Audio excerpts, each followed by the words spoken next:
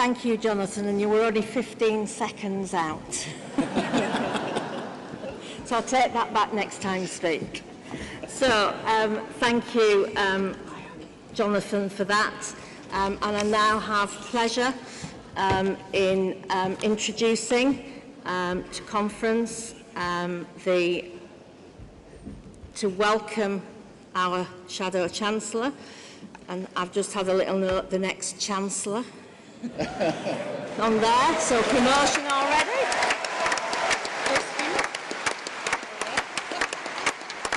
And I'd like to welcome the retail consultant and business expert and broadcaster Mary Porters to introduce our Shadow Chancellor. Thank you.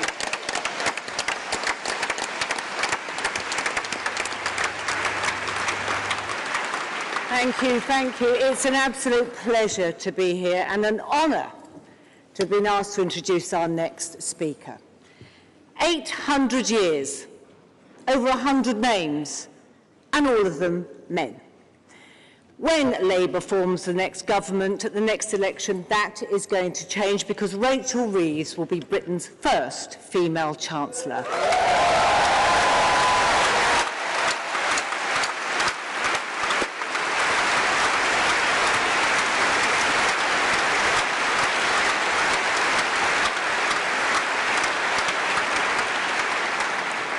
And that is historic, not just for women and for women at the top, but also because this will mean that politics will really start to work with business to propel us forward into the new future we all so desperately need.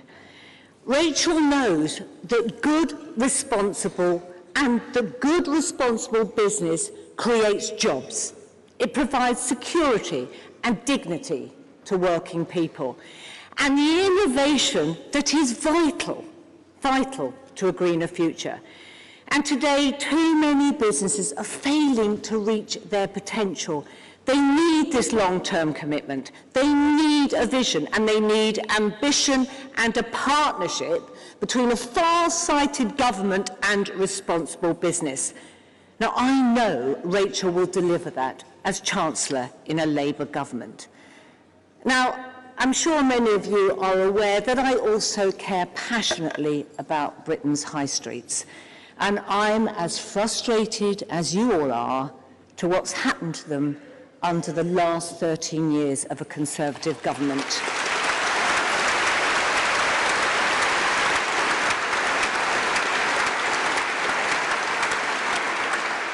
I am absolutely confident that Labour will breathe life back into our high streets again. Rachel's committed to scrapping business rates and replacing them with a fairer system that will provide critical support to many of the small businesses that make up, let's face this, 99% of our economy, and they are the backbone of Britain. Because Rachel understands just how much our high streets matter. This is not just for the economy, but for the vital sense of community and connection that they foster.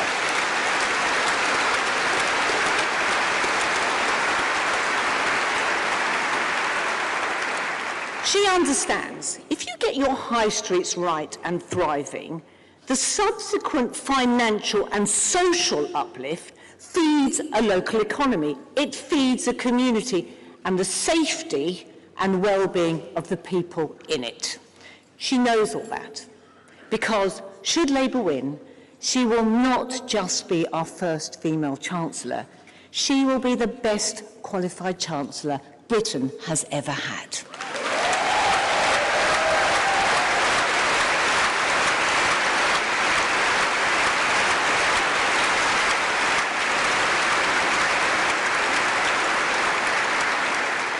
She's an economist. She knows the numbers. She's worked at the Bank of England, had a career in finance, which she gave up, incidentally, to represent the people of Leeds West.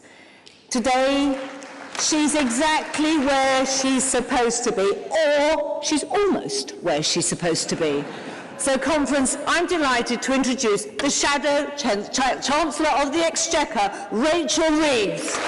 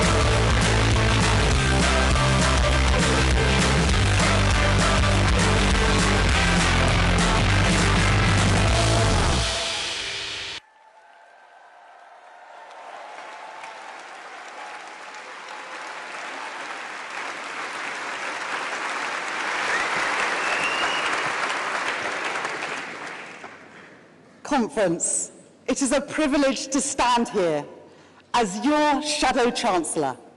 Today, I make this commitment to you and to our country. Out of the wreckage of Tory misrule, Labour will restore our economic credibility. We will lift our living standards, make work pay, rebuild our public services, invest in homegrown industries in every corner of our country, and together we will get Britain its future back.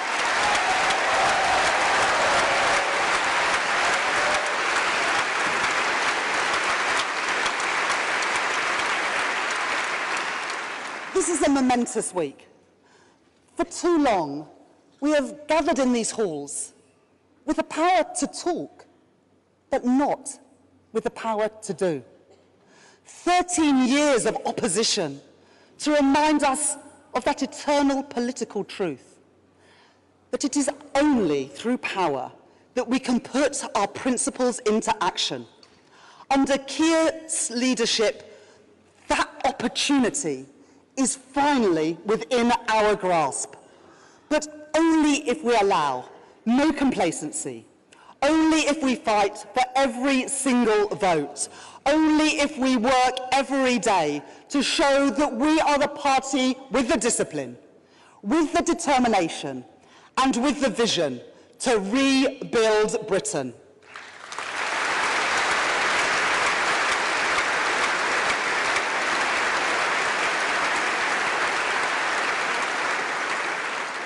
Labour's task is to restore hope to our politics. The hope that lets us face the future with confidence, with a new era of economic security, because there is no hope without security. You cannot dream big if you cannot sleep in peace at night. The peace that comes from knowing that you have enough to put aside for a rainy day, and the knowledge that when you need them, strong public services will be there for you and your family. The strength that allows a society to withstand global shocks, because it is from those strong foundations of security that hope can spring. Conference, the choice at the next election is this: 5 more years of the Tory chaos and uncertainty which has left working people worse off, or a changed Labour Party offering stability, investment and economic security so that working people are better off. It falls to us to show that Labour are ready to serve, ready to lead and ready to rebuild Britain.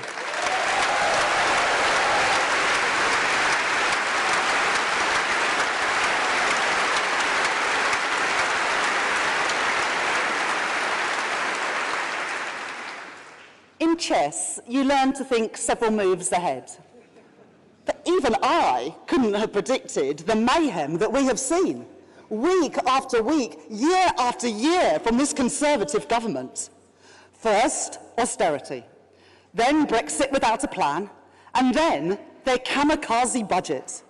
Growth weak, wages flat, taxes up, the price of energy up, the price of the family food shop up, and mortgage bills up hundreds of pounds every single month. Never forget. This time last year, in their clamour to cut taxes for those at the top, the Conservatives caused market chaos, crashed the economy, and left working people to pay the price. That is why you can never trust the Tories with our economy ever again.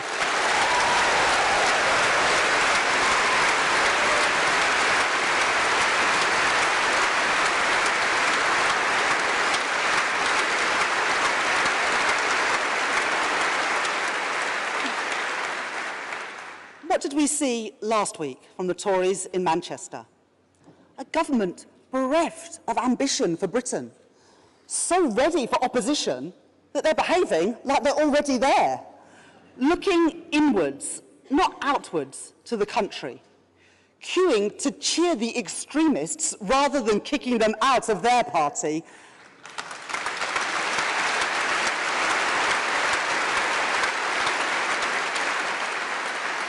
and telling us what we already know. Liz Truss might be out of Downing Street, but she is still leading the Conservative Party.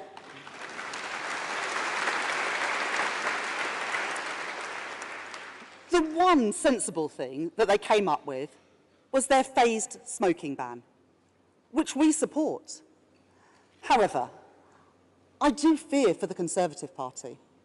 With such a shortage of fag packets, what on earth are they going to write their next policy on?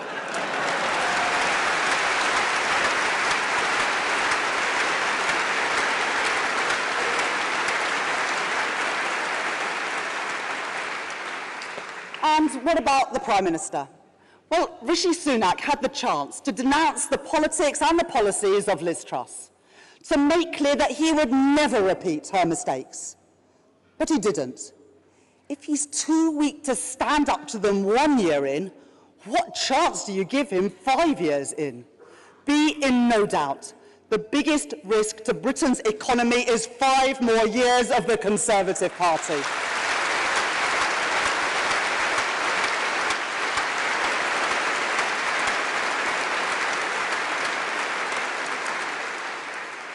In contrast, Labour's defining economic mission is to restore growth to Britain. But it is no use simply claiming that we want economic growth without new ideas for how we can achieve it. That starts with understanding the world as it is today, a world that has been reshaped by new technologies, by the pandemic, by war, by great power rivalries, and by the climate crisis. In short, globalisation, as we once knew it, is dead. Disruption to supply chains that span the globe has revealed the perils of prizing only the fastest and the cheapest, and our ability to make the things essential to our national security has been depleted.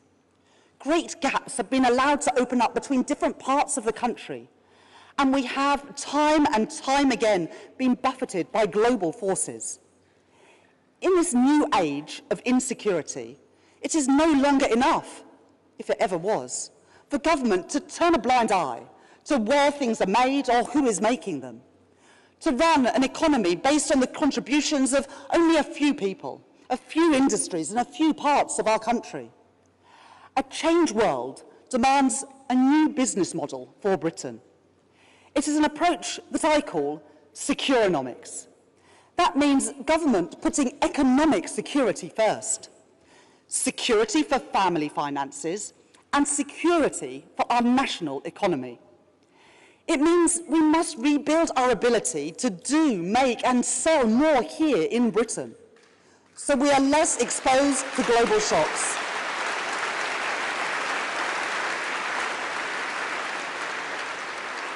Governments around the world have come to understand this in a way that our government cannot. That wealth does not just trickle down from a few at the top, but rests on the contribution of the many, on the skill and dedication of those who work in our everyday economy.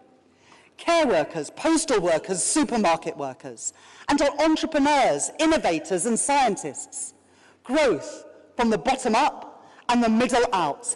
An economy rebuilt in the interests of working people.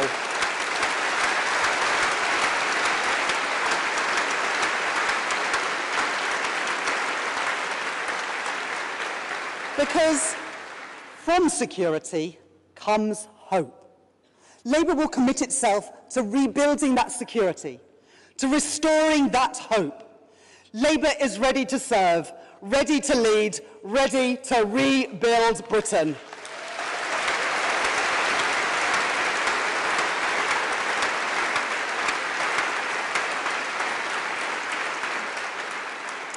Conference, I do not underestimate the scale of the task ahead of us, nor the problems we would inherit in government. They demand hard work, determination, and tough decisions. The exhaustion of conservative ideas does not give us the freedom to push through programmes detached from our present economic reality, or take for granted those people who we seek to represent. Change will only be achieved on the basis of iron discipline. Working people rightly expect nothing less, because when you play fast and loose with the public finances, you put at risk family finances. When the prices of food and energy and housing soar, it is working people that pay that price. Like the mum that I met in Scarborough earlier this year, a mental health nurse who had moved back home with her mum for 5 years with her young family to save the deposit to buy a home of her own, only to find that when she was on the cusp of fulfilling that dream, after all that sacrifice, that the mortgage costs that she would face outstripped her income, and she had no chance of meeting them. This is one of thousands upon thousands of similar stories. Stories I hear wherever I go, of people who have worked hard and done all the right things, but whose dreams have been dashed by the choices of this Conservative government, people who we must not and will not let down.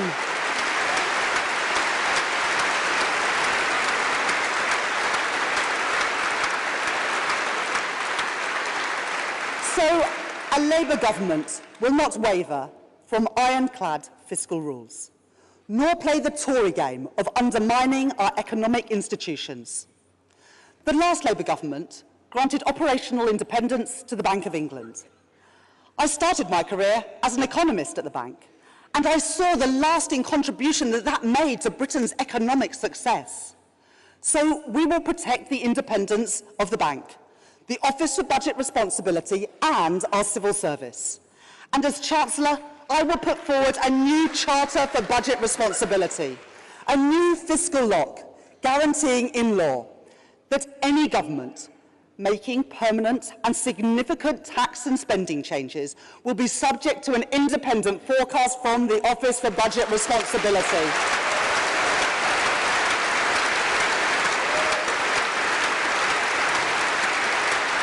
Never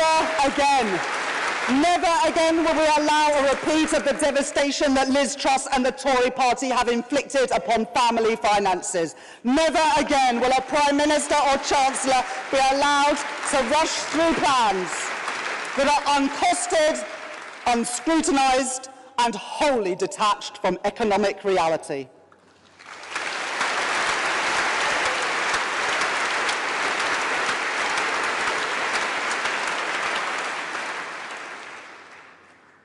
But let me address directly those who say that to make hard choices is to make the same choices as the Tory party. To them, I say, economic responsibility does not detract from advances for working people. It is the foundation upon which progress is built. Hard choices, but Labour choices. The choice to back our high streets and small businesses by requiring online tech giants to pay their fair share.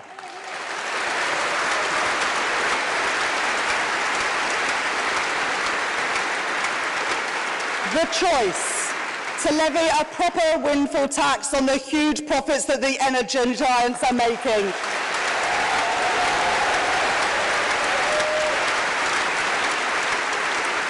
So that working people do not bear the brunt of a crisis that they did not create. The choice to abolish the non-dom tax status and put that money into our National Health Service instead. Because, conference, if you make your home in Britain, you should pay your taxes here too, and with Labour, you will.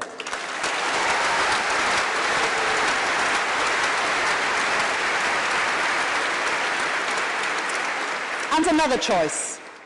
In my first budget as Chancellor of the Exchequer, I will end the tax loophole which exempts private schools from paying VAT and business rates. And conference, we will put that money into helping the 93% of our children who are in our state schools.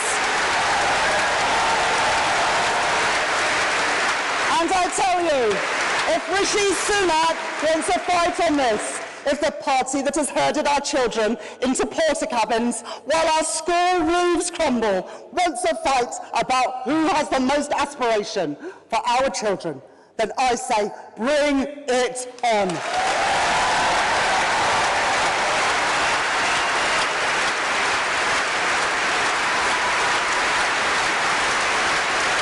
Conference, we are ready to serve, ready to lead, and ready to rebuild Britain.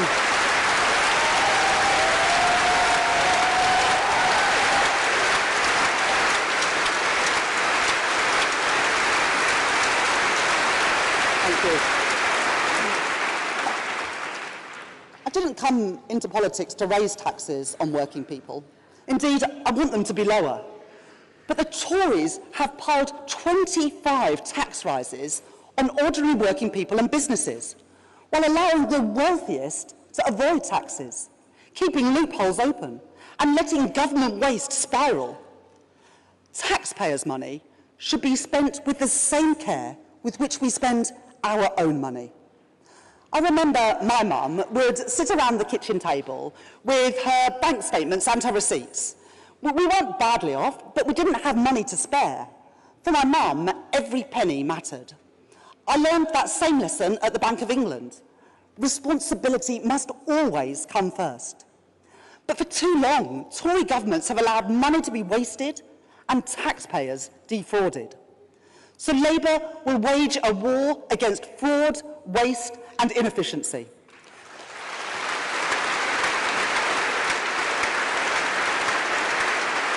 Today, I can announce 3 further fronts in Labour's war on waste.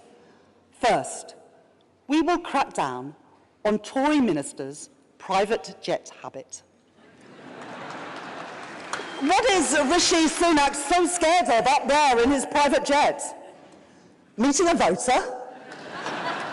Well, we will properly enforce the ministerial code on the use of private planes and save millions of pounds for taxpayers in the process.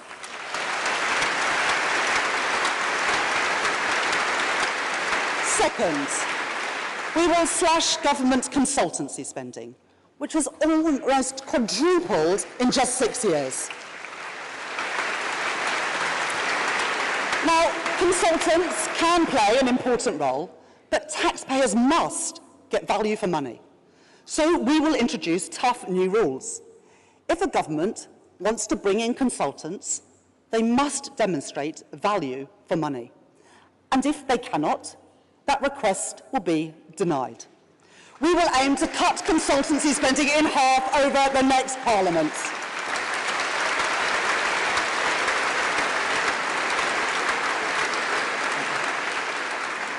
And third, we will go after those who profited from the carnival of waste during the pandemic.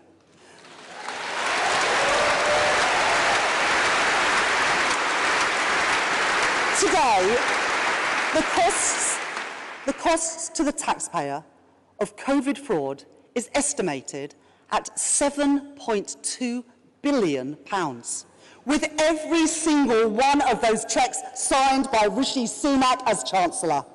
And yet, just 2% of all fraudulent COVID grants have been recovered. So I can announce today that we will appoint a COVID corruption commissioner supported by a hit squad of investigators, equipped with the powers they need and the mandate to do whatever it takes to claw back the money that is ripped off the taxpayer, to take the fraudsters to court and to get back every penny of taxpayers' money that they can. Because, conference, that money belongs in our NHS, it belongs in our police, it belongs in our school. And let me tell you, we want that money back. We are ready to serve, we are ready to lead. Conference, we are ready to rebuild Britain.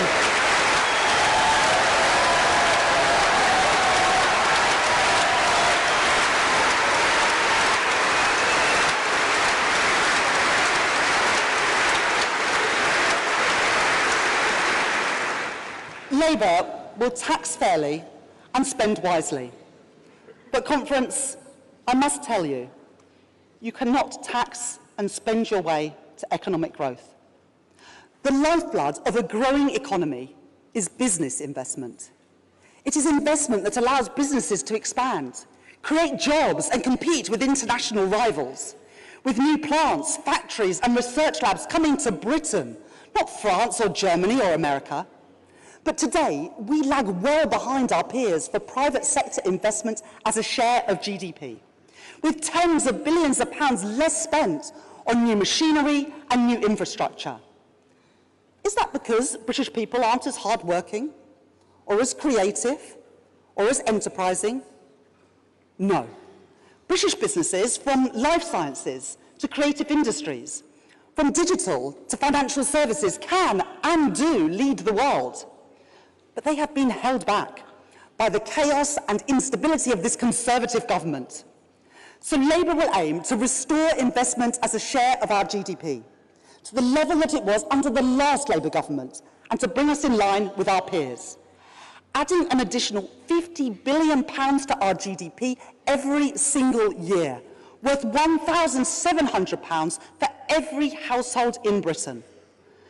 But we know too that asking businesses to do all the heavy lifting while government steps back is not an option. As our competitors understand, there is a role for government in encouraging and de-risking investment in new and growing industries. So we will provide catalytic investment through a new national wealth fund. Financial responsibility means knowing when not to spend, but it also means making sure that when you invest, you get the bang for your buck. So we will set that new National Wealth Fund a target. For every pound of investment that we put in, we will leverage in 3 times as much private investment. And conference, be in no doubt, no matter what political games the Tories are willing to play over our energy transition, no matter how willing they are to ignore the warnings of businesses, investors and trade unions, no matter how many times they put short-term political calculation over the security and the prosperity of the British people, Labour will make the long-term decisions and invest in British industry, driving down bills and creating new jobs.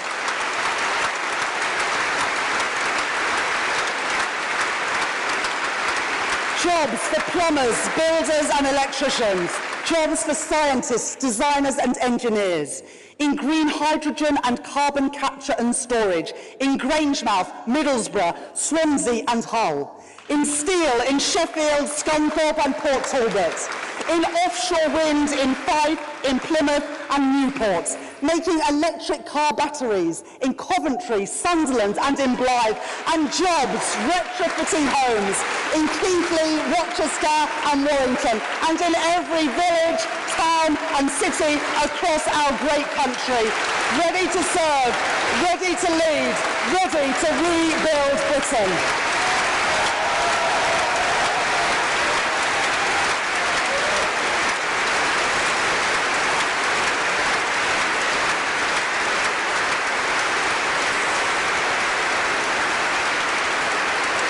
And conference.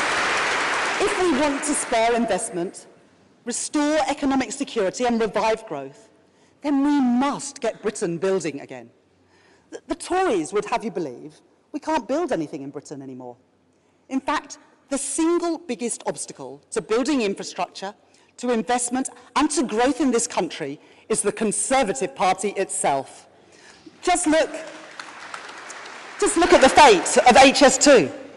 A major transport project lost, another promise broken, because the government could not keep costs under control. By the time this government even recognised that they had a problem, the project was already £30 billion over budget. The question must be, how was it ever allowed to get to that point? If I were in the Treasury, I would have been on the phone to the Chief Executive of HS2 non-stop, demanding answers and solutions on behalf of taxpayers, businesses and commuters. But with this government, it has become a pattern. When it comes to getting things built and projects delivered, Britain has become the sick man of Europe, with HS2 coming in at 10 times the cost of the French equivalent. And that is why our Shadow Transport Secretary, Louise Haigh, will commission an independent expert inquiry into HS2 to learn the lessons for the future.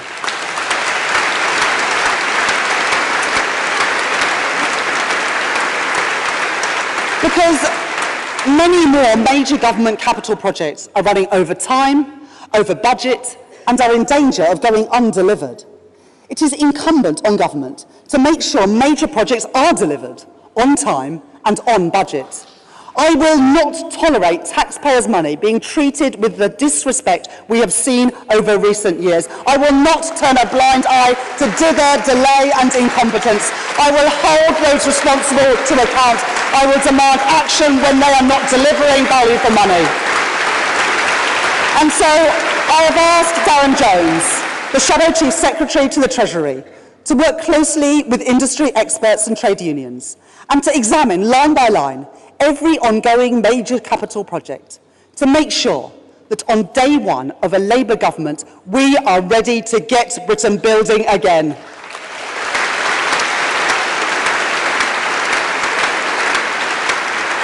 If the Tories won't build, if the Tories can't build, then we will.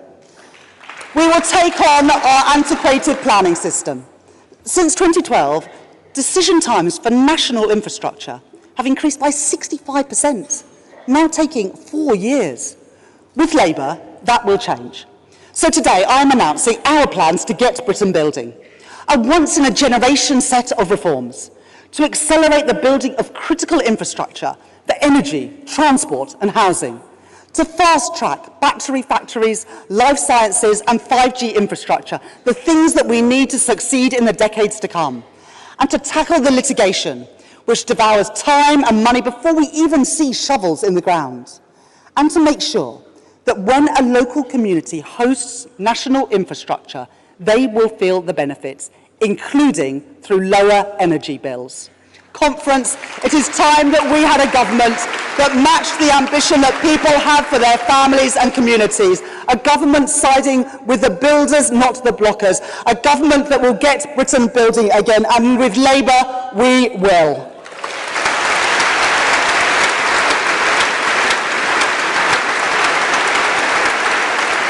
Let me give you one example, our energy grid.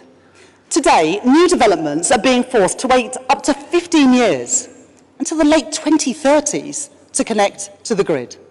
£200 billion worth of projects stuck in limbo.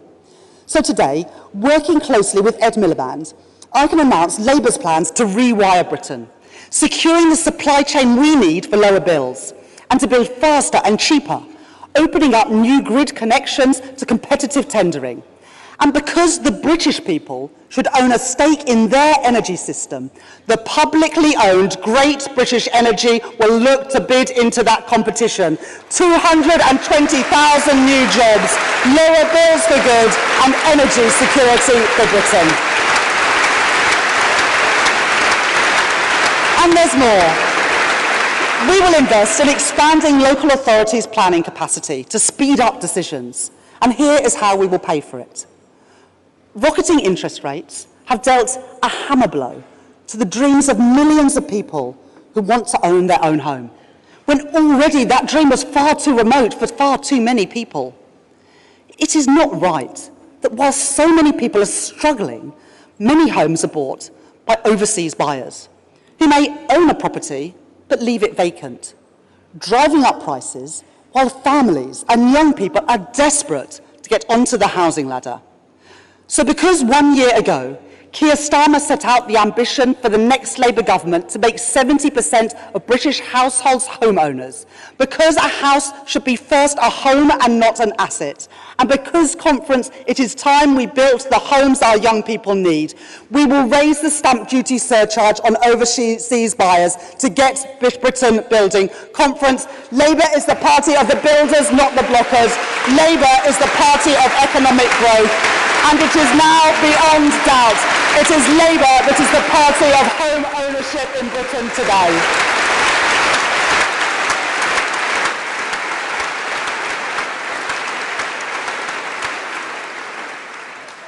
Working people need the skills to succeed in the modern economy and the security to utilise them. From security, hope. The parents struggling to balance caring responsibilities and work. The key workers struggling to pay the rent. The would-be entrepreneurs struggling to access the finance to turn brilliant ideas into commercial reality. A productive economy cannot be built on such fragile foundations, because there is now a mountain of economic evidence that higher wages and greater job security have real benefits for businesses. And there is also a mountain of human evidence of too many children growing up in poverty, of too many parents skipping meals, of too many people waiting by the phone to find out whether they have work that day or not. So, as Angela Rayner set out yesterday, the next Labour government will offer a new deal for working people. 0-hour contracts banned, fire and rehire gone, sick pay strengthened, and basic rights from day one. And Conference, it was the last Labour government which finally delivered on the promise of Keir Hardie to implement a national minimum wage. The fight against poverty pay has always been at the very heart of our movement. And so the next Labour government will go further, not a rebrand of the minimum wage like the Tories, but for the first time, a minimum wage taking account of the real cost of living. Finally, Conference, with Labour we will have a genuine living wage.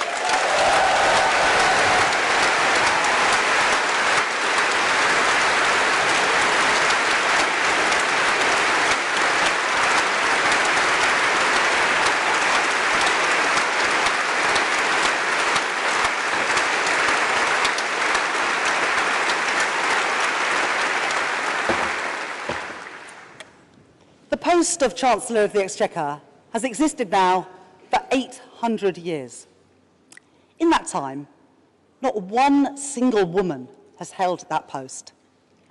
Conference, when we next meet, I intend to address this hall as Britain's first female Chancellor of the Exchequer.